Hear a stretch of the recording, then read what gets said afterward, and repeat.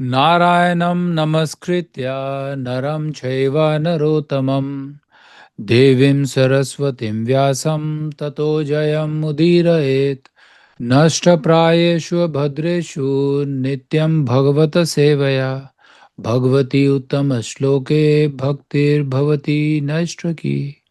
Hare Krishna, Hare Krishna. So, so we are continuing from the Canto 4, the creation of the fourth order. So let's summarize the first four chapters very quickly. So let's get back where we are with the Lord Shiva and Sati, and all the demolitions is going to happen in today's chapter. So we are seeing the lot of insult, lot of patience, lot of humility. We are learning so many things from the Lord Shiva. And in the first chapter, we learn all the Manus and all the progenies, different hierarchy, all the three daughters, Swayambhavu Manu, both the son, and that progeny, and one of the daughter married to Daksh Maharaj, Prasuti. And their youngest daughter, Sati, she was the wife of Lord Shiva. And Prabhupada mentioned that that Sati Mataji was so powerful. She can create universe and she can annihilate universe, that much of power. But after the scenario happened, right, where when the Daksh Maharaj entered the arena of the first sacrifice, Brahma and the Lord Shiva, they didn't stand up to give the obeisance to Brahma. Is definitely is the father, he is not going to give, but the Daksh Maharaj was so offended that okay, why Lord Shiva? Because he is thinking from the perspective, okay, I gave my daughter to Lord Shiva, so he is my damad, son-in-law, so he should stand up and give me the obeisance. And he insulted him in front of all the other small demigods and everyone, and presence of Brahma. That insult he's tolerated, because that insult directly coming to him, he say okay, never mind. And then he left that arena, that sacrifice place, and he left it. And now, because that arena, because of all this conversation, so Daksh Maharaj thought, okay, let me try another sacrifice. He did it because whenever any Prajapati performed the yagnas, the sacrifice result will be spread and distributed among all the demigod. That time he don't want to give it to him. And then he said, okay, because it's happened in the all horse posh thing. So he tried to do another big sacrifice.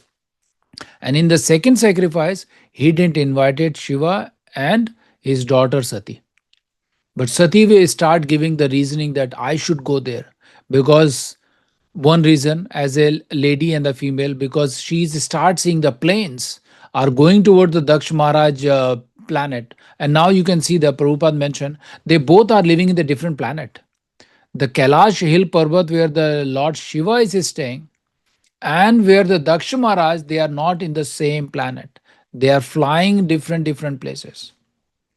And Sati starts seeing that so many decorated, all the apsaras and the demigods' wives, they are flying there and they are decorated. And as a lady, she was thinking, and she was explaining, trying to convince Lord Shiva that I got so much of jewelry from my father. When I'm going to wear this? Because this is the best time I should wear this one and go to my father's that sacrifice place. And after hearing this one, Lord Shiva says that this is not the good decision. You should you should not go there, because you are my wife and they are not going to treat you as well. Because they always in their mind, they were thinking that okay, the Lord Shiva is always staying in the cremation area, putting the ashes, wearing the garland of the head, the skull. And you are the wife of the Lord Shiva, and because of that, he is not going to, he means the Daksh, your father, is not going to treat you very well. And in the first sacrifice, when the uh, Daksh was insulting Lord Shiva, there are few scenarios. I don't know if you read the purport of the Prabhupada. There are few of the demigods, they are laughing. They are raising their eyebrows. Now, in the chapter 5th, we will get the sum of the result, what happened to them. When one senior devotee or maybe the junior devotee insulting the other devotees, and other person is laughing or not laughing, you will also get the similar punishment. This is the lesson for us. If we notice that one person is insulting Guru Sadhu Shastra, if we able to, we should defend. We should defend means from we should protect the devotee because he is chanting, he is the devotee of Lord Krishna. We should defend. This is the Kali Yuga I'm talking about. We should defend from whatever the level you have, if you have the strength. If you don't have the strength, better you should leave that place. And sometime you can still defend, but the as a humble person, better, like Lord Shiva, he was so powerful, he could have killed everyone there in that first sacrifice itself, but he quietly left that arena. But during that one, other demigod, they were smiling.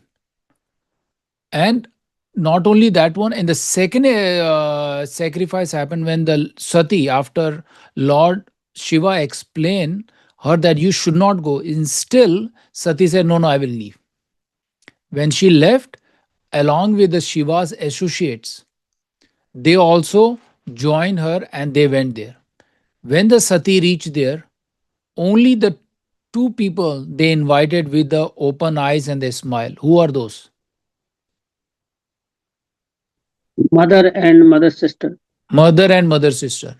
They are always, no matter what you are, wife or bad people, mother invited with open heart, with a smile. Oh, my daughter, younger daughter came.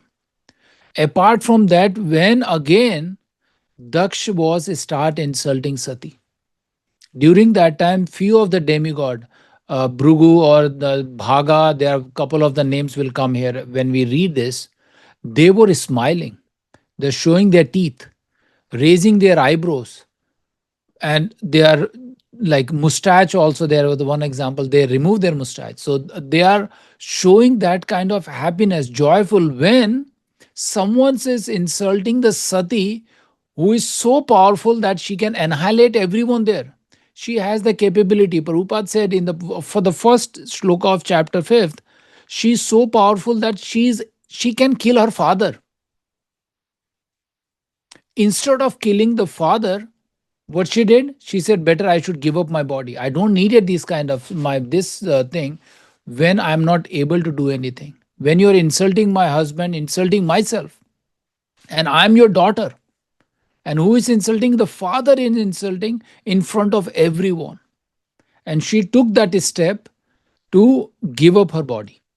And when that happened, and she self put the fire, immolated her, then all the associate who went along with her, they were trying to fight, they want to kill. But there was a one powerful demigod, is Bhrigu Muni, I think. He created that scenario and make everyone run away. All the associate, Nandi, and there are a few of the names, they ran away from there. And that was the summary of the chapter, the first four chapters. In the chapter 5th, who took that message to the Lord Shiva? That Sati is no more there now. She is dead. Anyone read the chapter? Nandi. Narad Muni Prabhuji. Narad Muni. That was the first line of the first shloka. Narad Muni. Narad Muni is the one who very masala dal ke news batate na jaise. He immediately went to the Lord Shiva and said, okay, this is what happened. And now what happened to the Lord Shiva? He was extremely angry. Angry, and sometimes if you saw that the people were angry, they are biting their teeth. And he was biting, and then in that angerness, he plucked one hair from his head and created one super duper demon from that hair. And his name was? Anyone? Veerbhadra. So that demon was so huge and blackish color. he completely covered the cloud himself. So he was so huge. Just from the one hair of the Shiva, he created one that much powerful demon. And with the folded hand, he asked, "What I should do now? Please give me the order." Shiva don't have to go there, but he created that demon, and along with that, again the same associate accompanied him and go to that arena, that the place where all the things was happening. When this is happening here, the Shiva's place, and the demon was created, they are in that Daksh place, they are start seeing the reflection, the blackish cloud, and everyone was now start feeling that within that anxiety that something is going to bad happen because of Daksha, who is not able to protect her daughter. She, when she was taking the fire, Daksha didn't show any kind of remorse. Oh, my daughter is doing the suicidal thing. He was very calm. And because of that nature, now all the demigod who were there, now they are planning to run away from that place, because they were singing that now some inauspicious thing is going to happen here now. Is anytime something will bad happen because of the Sati who put her fire and give her body. The Lord Shiva is not going to leave us very easily. So they have that anxiety now. And the demon, and they are started their way to go and kill everyone. That was the instruction from Lord Shiva. Now my question is, why the Lord Shiva has so much of anger? And Lord Shiva is the owner of the ignorance. All the ignorance. He is not part of the ignorance, but he is the part of controller of the ignorance, whoever in the part. Right? So why Krishna, why the Lord Shiva is having that much of anger? This answer will come, right? So why he was showing? This is the one of the nature of the supreme, the personality also. The reason is, when they insulted badly to the Lord Shiva directly in the first sacrifice, he was very calmly, very humble way, he left that thing. When anyone insulting their devotees, especially the Sati was a devotee before becoming the wife of the Lord Shiva. She was a very pure devotee of Lord Shiva and so powerful. When she got insulted and give up her life because of that insult, he is not able to tolerate. Now, after that, these demons went there. Let's read the translation. We will get the all the very nice story. What they did once they reached there, all the demons. It's very small chapter. And after finishing this chapter, the next chapter will be uh, all the glorification of the Kailash Hill. We will read that in the next class. But today we will read the translation, because when we read the translation, what the demon did once they arrived there, because of that powerful black demon, Veerbhadra, he reached there. How he start killing? And he killed Daksh Maharaj also. There is a few description we will discuss when we will read. So there are I think 25, 26 shlokas. So let me read first three, then we will go three, and then we'll go from there. Okay. So the frustration of the sacrifice of Daksha, the chapter number 5, the shloka 1, Maitreya said, when Lord Shiva heard from the Narada that Sati, his wife, was now dead because of the Prajapati Daksh, insulted to her that his soldiers had been driven away by the Rubhu demigod, he became greatly angry. Thus the Lord Shiva, being extremely angry, pressed his lip with his teeth and immediately snatched from his head a strand of the hair which blazed like electricity or fire. He stood up at once, laughing like a madman, and dashed the hair to the ground. Number 3, the fearful black demon, as high as the sky, as bright as the three suns combined, was thereby created, and his teeth very fearful, and the hair on his head like a burning fire. He had thousands of arms, equipped with the various weapons, and he was garlanded with the head of men. Correct? Now the question is, when he was so angry, why Lord Shiva he didn't go Maya himself? Why he wants to give credit to the other demons? There is other questions. There are other commentaries, but Lord Shiva was for this is the small task maybe. He want to give the credit to the demons. So he created that demon and asked him, okay, let's do it. And now let's Amit Prabhu, next three shlokas. Act 4. When that, when that gigantic demon asked with folded hands, "What shall I do, my lord?" Lord Shiva, who is known as Bhutnath, directly ordered, "Because you are born from my body, you are the chief of all my associates. Therefore, kill Daksha and his soldiers at the sacrifice." Text 5. Maitreya continued, "My dear Vidura, that black person was the personified anger of Supreme Personality of Godhead, and he was prepared to execute the orders of Lord Shiva. Thus, considering himself capable of coping with any power offered against him, he circumambulated Lord Shiva." Text 6. Many other soldiers of Lord Shiva followed the fierce personality in a tumultuous uproar. He carried a great trident, fearful enough to kill even death, and on his legs he wore bangles which seemed to roar. Very nice. So these are the descriptions of that demon and the Lord Shiva, and he was so angry in that one. And there is a one place uh, I went this year. It is in the Nepal where when the Sati was killed, right? And the some of the chapters we will get to know that he carried Sati on his hand, and he was travel from that place to the Kailash hill.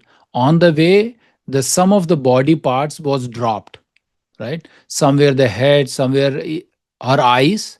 So Nainital is one of the name, Nainital, the Nain, and there is a few places in the Nepal also. He was walking towards the Kailash hill, and in the angerness, he put his trident, that Trishul, in one of the mountain, and there are the three spots still. The water will come non-stop from many, many years. That place is still there. So this will reflect that because of his angerness, he able to do that one. While he's coming back, he did it. So let's read the three more shloka. Prasanna Mataji. At that time, all the persons assembled in the sacrificial arena, the priests, the chief of the sacrificial performance, and the Brahmins and their wives, wondered where the darkness was coming from. Later, they could understand that it was a dust storm, and all of them were full of anxiety. Conjecturing on the origin of the storm, they said, "There is no wind blowing and no cows are passing, nor is it possible that this dust storm could be raised by plunderers. For there is still the strong King Barhi who would punish them. Where is this dust storm blowing from? Is the dissolution of the planet now to occur?" Prasuti, the wife of Daksh, along with the other women assembled, became very anxious and said, "This danger has been created by Daksh because of the death of Sati, who, even though completely innocent, quit her body as her sisters looked on." Thank you, Mataji. So as we know that, right? So the dark cloud and the storm is because of the demons are marching towards that arena, and now they are start seeing that something inauspicious will come, right? Let's read the three more shlokas. Rajiv Sham Prabhu.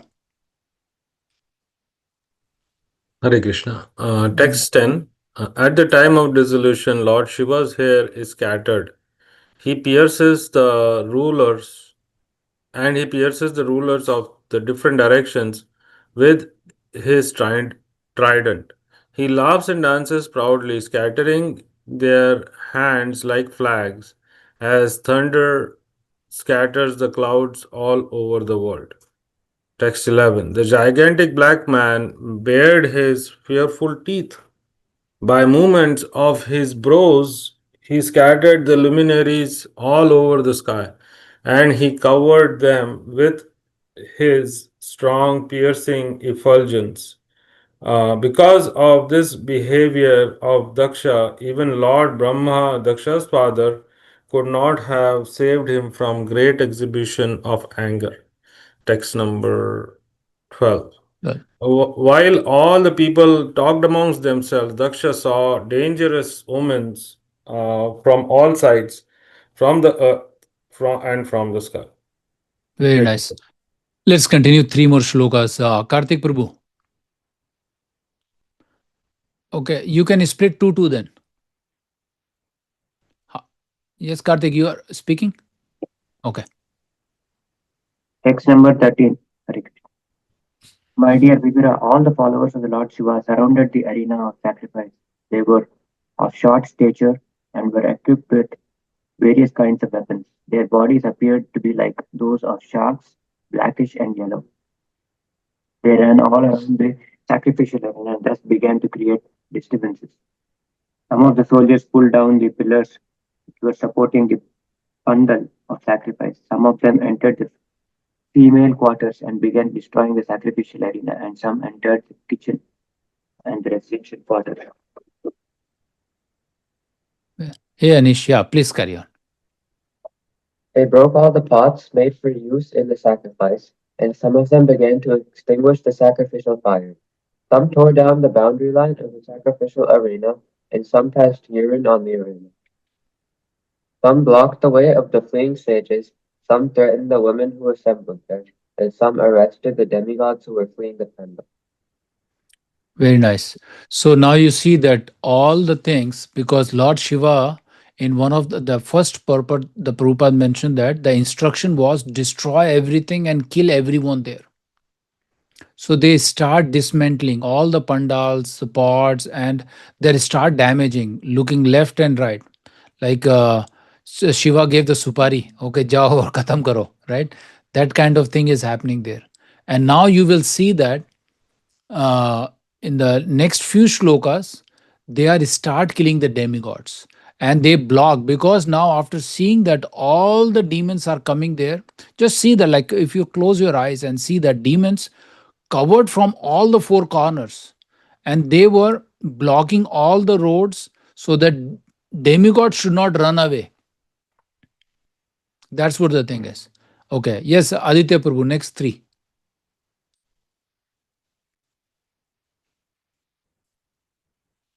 Uh, Achintya Prabhu, sorry. Achintya Prabhu? Yeah, मैं Aditya.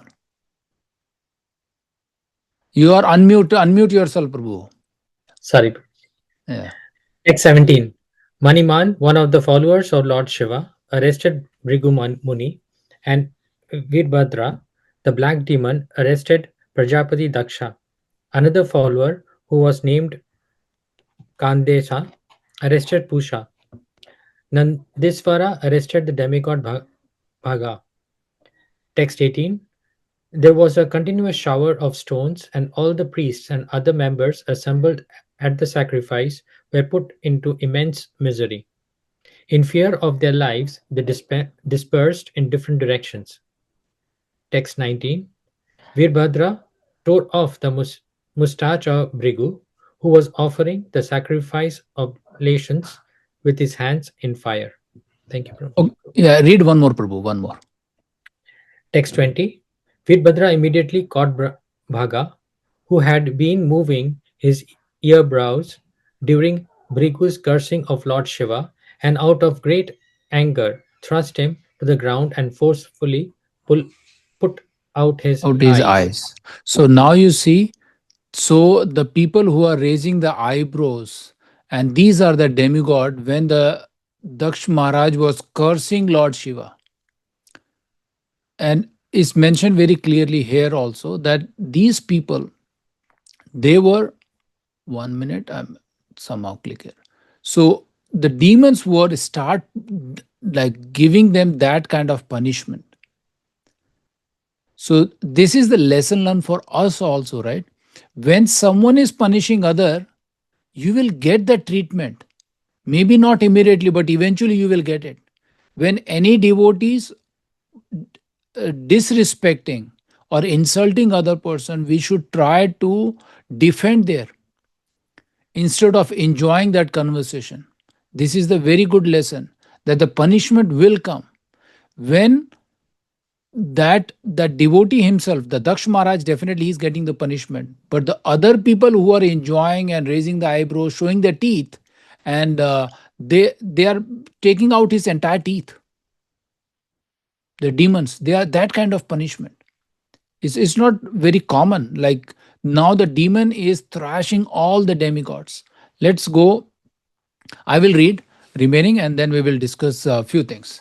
Just as the Baladev knocked out the teeth of the Dantavakra, the king of the Kalinga, during the gambling match at the marriage ceremony of Aniruddha, Veerbhadra knocked out the teeth of both Dakshas, had shown them while cursing the Lord Shiva, and the Pusha, who by smiling sympathetically had also shown his teeth.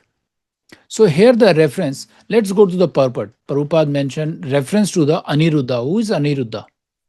So in the purport, let me read the purport. Here is a reference made to the marriage of Aniruddha, the grandson of Lord Krishna. He kidnapped the daughter of Dantavakra and thereafter he was arrested. Just he was be punished for kidnapping the soldier from Dwarka arrived, headed by the Balaram, and the fight ensued among the Kshatriya. This sort of fight was very common, especially during the marriage ceremony, when everyone was in the challenging spirit. In that challenging spirit, the fight was sure to occur, and in such fight there was commonly killing and misfortune. After finishing such fight, the party would come to a compromise, and everything would be settled. This Daksha Yagna was similar to such event. Now all of them, Daksh and the demigod Bhaga and the Pusha and the Bhrigu Muni, were punished by the soldier of Lord Shiva. But later everything would come to a peaceful end. So this spirit of fighting between one another was not exactly inimical, because everyone was so powerful and wanted to show his strength by Vedic mantras or mystic power. All these fighting skills were very elaborately exhibited by the different parties of the Daksha Yagna. So now, these references, this is very common. And here the reference is similar to the Aniruddha, who was grandson of Lord Krishna. So with that, now 22nd, then Veerbhadra, giant-like personality, sat on the chest of Daksh and tried to separate his head from his body with the sharp weapons, but was unsuccessful. 23rd, he tried to cut his head of the Daksha with the hymns as well as the weapon, but still it was hard to cut even the surface of the skin of the dead Daksha head. Thus the Veerbhadra was exceedingly bewildered. So why he was not able to cut his head? What is the reason? Eventually he cut his head, but why he was not able to cut? Any thoughts? The answer is in the next shloka now. Let's read that one. And then Veerbhadra saw the wooden device. Remember the wooden device in the sacrificial arena by which the animal were to have been killed. He took the opportunity of this facility to behead the Daksha. So now he was using all the weapon. He has thousands and arms. He is so huge. But with that weapon, he was not able to cut his head. But as soon he saw the sacrificial arena, there is a wooden weapon. He took that wooden weapon and able to cut his head. So that's similarly Prabhupada mentioned in the purport. We are going to read that purport. That wooden weapon is used to kill the animals. The wooden weapon is literally is not able to kill the animal from that wood stick. The killing is done by the Vedic mantras. That's what we need to understand. When the killing or sacrifice of the animal happen in the Sati Yuga or Treta Yuga, all the sacrifice, all the killing of the animal is done by the Vedic mantras only. They just touch by the wood and chanting the mantra and seeing the power of that mantras from, I think is mentioned, Rig Veda. These mantras are coming from that Vedas. They read the mantras, and all the old animals or who are not very well or or maybe handicapped kind of thing. They want to give the new body that is the beneficial of that animal just by reading the mantras. I will ask Anish, please read the purport of the shloka number 24. Purport. In this connection, it is to be noted that the device used for killing animals in the sacrifice was not designed to facilitate eating their flesh. The killing was specifically intended to give a new life to the sacrificed animal by the power of Vedic mantra. The animals were sacrificed to test the strength of Vedic mantras. Yajnas were performed as a test of the mantra. Even in the modern age, tests are executed on animal bodies in the physiology laboratory. Similarly, whether or not the Brahmanas were uttering the Vedic hymns correctly was tested by sacrifice in the arena. On the whole, the animals thus sacrificed were not at all the losers. Some old animals would be sacrificed, but in exchange for their old bodies, they received other, new bodies. This was the test of Vedic mantras. Veerbhadra, instead of sacrificing animals with the wooden device, immediately beheaded Daksha to the astonishment of everyone. Very nice. So here we can clearly see is that Prabhupada gave the reference that these animal, all the animal sacrifice, Ashwamedha Yagya and this one is not done by the killing from the sharp weapon. They are killing through the Vedic mantras only. They will kill them and give the new body. And in some cases, if they think, oh no, no, we don't want to kill, accidentally happen, they can revert back also. There is a revert back mantras is also available, right? That is the power of the Vedic mantras. They can easily revert back and give the life, and we will know this one in next chapter when Daksha get the body again. And now what happened is Veerbhadra, after beheading his head, he throw that head to the fire, so burn his head, but head is not available. That's the reason he got the head of anyone? Goat. Goat. Goat. Goat. Why goat? Why not lion? This answer you will give next class. Why goat, not lion? Not any other thing, not the animal, any other animal. Why goat? So, with that, let's read the two shlokas. Upon seeing the action of Veerbhadra, the party of the Lord Shiva was pleased and cried out joyfully, and all the bhutas, ghosts, demons that have come made a trumpetless sound. On the other hand, the Brahmanas in charge of the sacrifice cried out in a grief at the death of the Dakshas. So both are crying, but crying in the grief and crying out joyfully. What is the difference? Why the word cried is used? Many a times we cry on whether in happiness or in sorrow. So why the demon were happy now?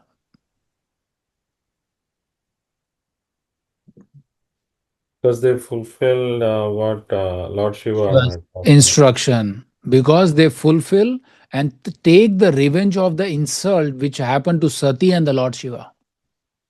And these Brahmanas, they are, because Daksh was the Prajapati. He was not an ordinary personality, right? He is the head of all the demigods. And the last shloka, Veerbhadra then took the head with the great anger, threw it in the southern side of the sacrificial fire, offering it as an oblations. In this way, the follower of the Lord Shiva devastated all the arrangement for sacrifice after setting fire to the whole arena. They departed for their masters abode Kailash Parvat.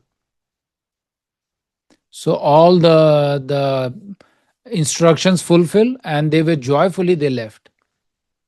So the next part is now start they would start giving uh, the thing is now all the demigods whoever ran away who escaped, right, they went to the Brahma, and then Brahma says that it's very difficult to please him because he's still in angerness. He is dancing. Whenever the Lord Shiva is dancing means the pralay will come with that angerness. It says in this chapter. in the chapter number the next, which we'll cover next week. That when he is laughing and dancing with his open hair, means something super bad is going to happen now. But in that angerness is very, very difficult. His father, Brahma himself, is saying it's not easy to please him. Now they come up with a plan and they all heading to the Kailash Parbat and asking for forgiveness.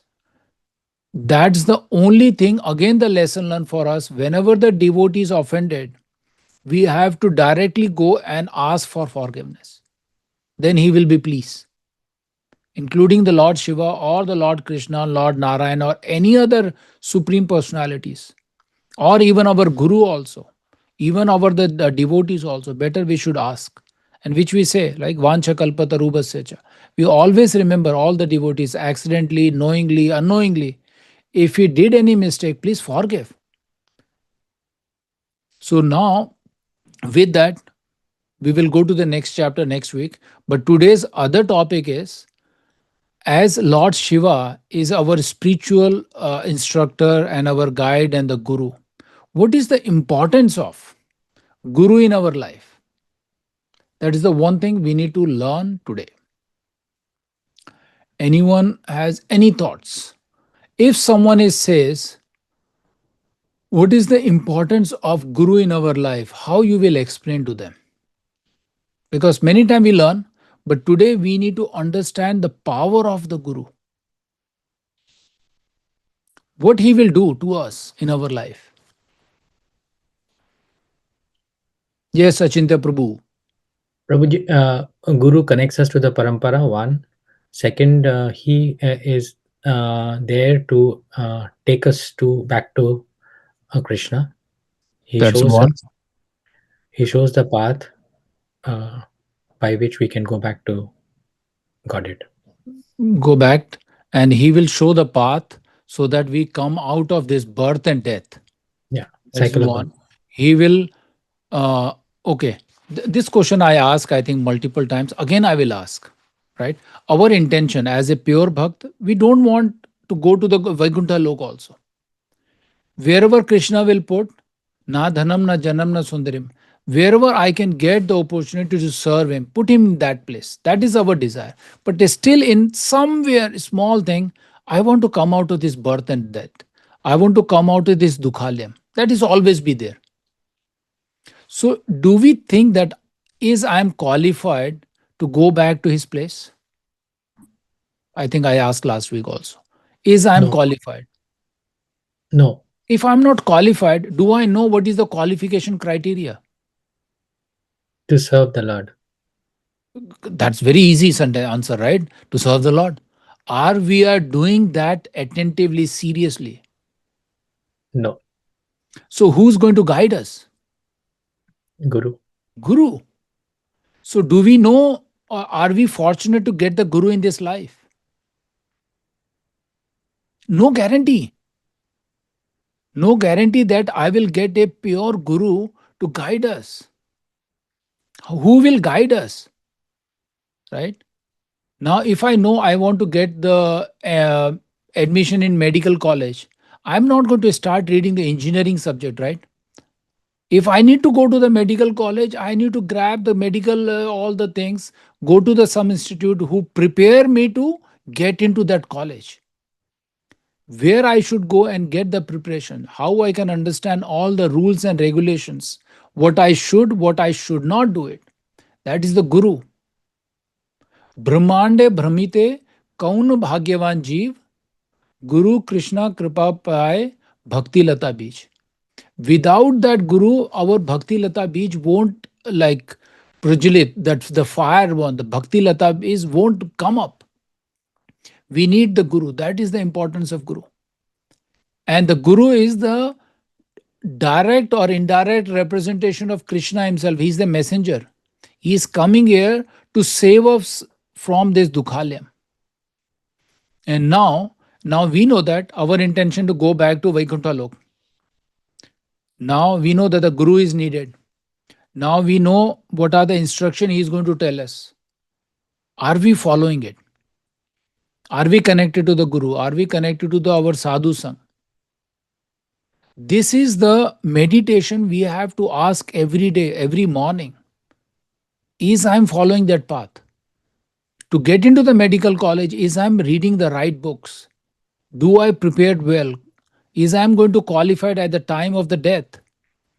That Krishna will chant Hare Krishna Mahamantra into my ears. What I should do. And this month is the bonus month. If you pray seriously that Krishna, please help me. I am one of the mudas, foolish person. I don't know anything. Please guide me. If we ask that sincerely, the Krishna inside our heart as a Paramatma, he will guide us. If I say, oh, I don't need a guru. Oh, I myself a very super guru. There are so many overnight gurus are roaming around. Correct? So how I can push myself, how I can motivate and inspire myself that, okay, he is the guru. I need it. Without guru, you cannot. Just believe me this one. We need to have a guru who is going to guide us, right?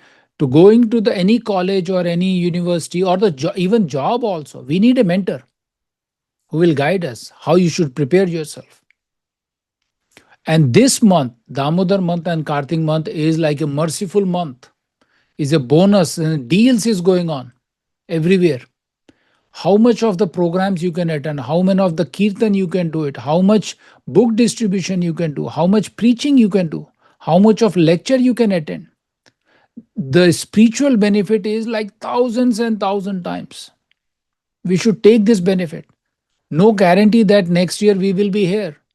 Hopefully we should be here for next 100 years. But there is no guarantee. No guarantee of next week actually. Forget about the next year. We should plan accordingly. We should make some kind of determination. That is very, very important. And as I said, to get into the admission to medical college, you know that, okay, what is the syllabus, what kind of questions, how many questions, what is the time limit. You prepare very well. You put the timeline. Why can't we do for our spirituality? What we are doing in this month? If you are doing only sleeping, eating, mating, defending these things, these are all animals also doing in the now forest. How we should push ourselves, that is very, very important in our life.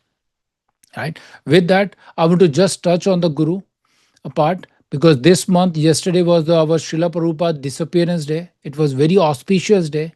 Hopefully you did something good. Hopefully you did some of the fasting you did. You attend. Hopefully you went to any sadhu sang. There are many programs everywhere. You should open your eyes and listen to this one. This is the month where you can get maximum benefit, right? We should beg. There is nothing wrong. Directly asking Krishna, please help me, right? With that, I want to ask Krishna Sharnam Prabhuji to add. Krishna Sharnam Prabhuji to add some nectars, Prabhu. Hare Krishna Prabhu, Dandavad pranams to all the nine devotees. After listening to your lecture, I don't think No, I can add any more. no, Prabhuji, you should. Based on your so many year of experience, so many Damodar month, what is the one takeaway we should take every day? Like, what is the one thing from this Damodar month? What you should guide us? Every day, offer the key lamp to the Krishna and sing the Damodar Astakam. That is the best thing you can do. And read the translation and meaning. So, and as you said, you pray to Krishna to, whatever you lack, grant me, especially the devotion, bhakti, service, in service to the other devotees. So, whatever you ask, Krishna will give you. Like you said, this is the bonus month. So you just ask and you get it. Yeah. So, thank you, Prabhu. Thank you so much. So, how many of you are looking for Thanksgiving deal, right? We know that, okay, these are the 5 items I will make and start looking, okay, which shop will give. Make a same 5 list. This is the month I should waiting from January. I want to ask to the Lord, give me this. And He will give. Not only 1:1, He will give 1:1,000 times. Right? And it should be, we should not be asking, okay, I need the full bank balance should be like a spike to $1 million there. Instead of that one, our spiritual bank balance, how I can increase. That is important. With that, thank you again. And we still have couple of days, I think, until November 5th. So if you want to capture or get some of the attraction from the Krishna, please do that one. Definitely, as Deepam, I'm sure that everyone is doing the Damodar prayer every day, non-stop, and reading the Damodar prayers, chanting, associating, eating prasadam. That is the one thing which is the basic thing, right? Is not like a cost effective. Prabhuji, I have to spend $100 every day. Agar 100 bhi karna pade, it's not a bad deal. So it's a very minimum efforts, and the benefit is like a millions times. Okay. So with that, thank you. And my humble request again, please read, please chant, and have association of the devotees.